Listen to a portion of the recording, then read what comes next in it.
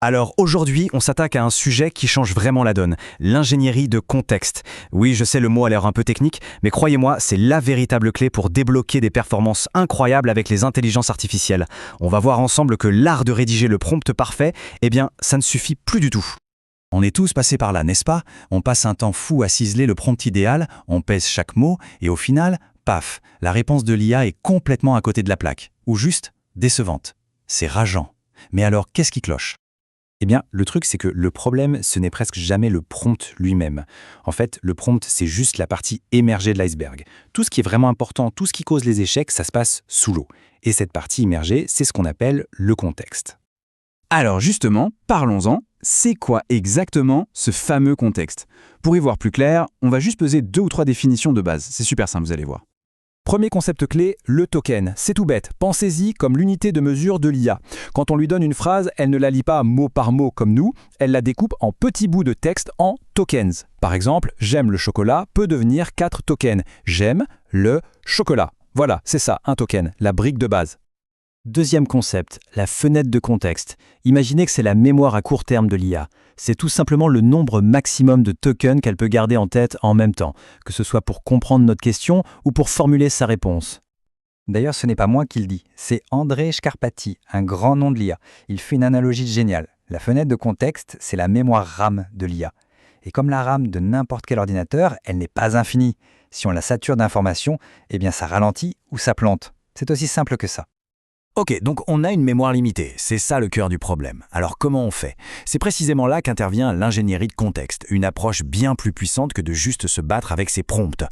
L'image à garder en tête, c'est celle d'un nouveau membre qui arrive dans une équipe. On ne va pas juste lui jeter un dossier sur le bureau en disant débrouille-toi ». Non, on va l'intégrer, lui donner la doc du projet, lui expliquer les règles, le ton à adopter. Bref, on lui donne tout le contexte pour qu'elle soit efficace tout de suite. Eh bien, avec une IA, c'est exactement la même chose. Et pour bien faire cette intégration, on peut suivre une sorte de checklist. D'abord, on définit clairement son rôle et son objectif. Par exemple, tu es un assistant technique expert en développement. Ensuite, on précise le ton, communique de façon professionnelle, mais reste accessible. Et bien sûr, on lui donne les données de base, la documentation de référence, tout ce qui est essentiel. Après ça, on ajoute les règles du jeu, ce qu'elle peut faire, ce qu'elle ne doit pas faire. Un point super important, on lui donne des exemples. Voilà un bon résultat, voilà un mauvais résultat. C'est comme ça qu'elle apprend le mieux. Et enfin, on n'oublie pas de lui rappeler l'historique de la conversation pour qu'elle ne perde pas le fil. Bon, préparer un bon contexte au départ, c'est la première étape. Mais le vrai défi, c'est de le gérer activement, pendant toute la durée de l'interaction. Et c'est là que les choses se compliquent un peu. C'est une question d'équilibre, un équilibre vraiment fragile. Si on ne lui donne pas assez d'informations, elle va répondre à côté. Ou pire, elle va halluciner, c'est-à-dire inventer des choses. Mais à l'inverse, si on la noie sous trop d'informations, elle panique. Elle ne sait plus ce qui est important, elle se perd dans les détails et oublie sa mission de départ. Mais le danger absolu, le pire du pire, c'est de lui fournir un mauvais contexte. Une information fausse, un document qui n'est plus à jour, ça peut littéralement l'empoisonner. Elle va suivre cette info erronée comme si c'était la vérité absolue, quitte à ignorer tout ce qu'elle sait par ailleurs. Et là, les résultats peuvent devenir catastrophiques. Heureusement, pour éviter ça, on a des outils, des stratégies bien précises pour gérer ce contexte intelligemment. On peut les résumer en 4 actions. Écrire, sélectionner, compresser et isoler. Regardons ça de plus près. Première stratégie, écrire. L'idée, c'est de créer une sorte de carnet de notes pour l'IA, une mémoire externe. Tout ce qui est important mais pas immédiatement utile, on le sauvegarde à côté. Ça libère de la place dans sa mémoire vive et ça garantit qu'elle n'oublie rien sur le long terme.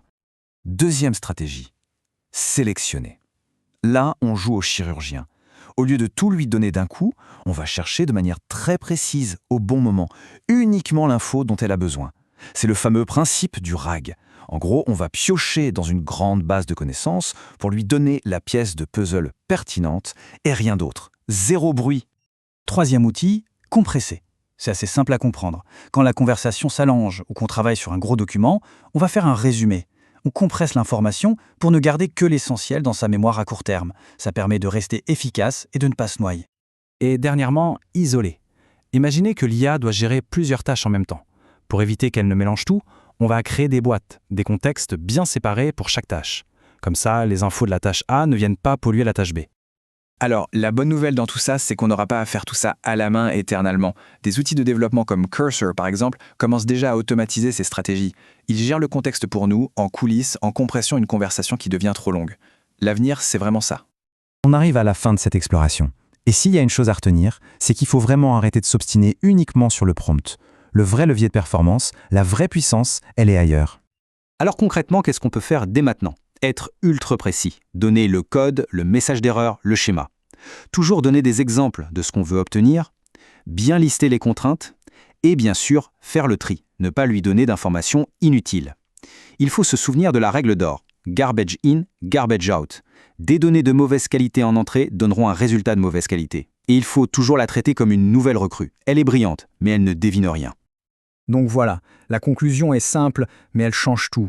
Le secret d'une IA performante, ce n'est pas le prompt, c'est le contexte. Et ça ouvre une dernière question, une question un peu vertigineuse. Si les outils s'occupent de plus en plus de ça pour nous, que se passera-t-il le jour où l'IA gérera son propre contexte de manière totalement autonome et parfaite? À quoi ressemblera notre travail à ce moment-là? Ça, c'est une perspective qui donne à réfléchir, non?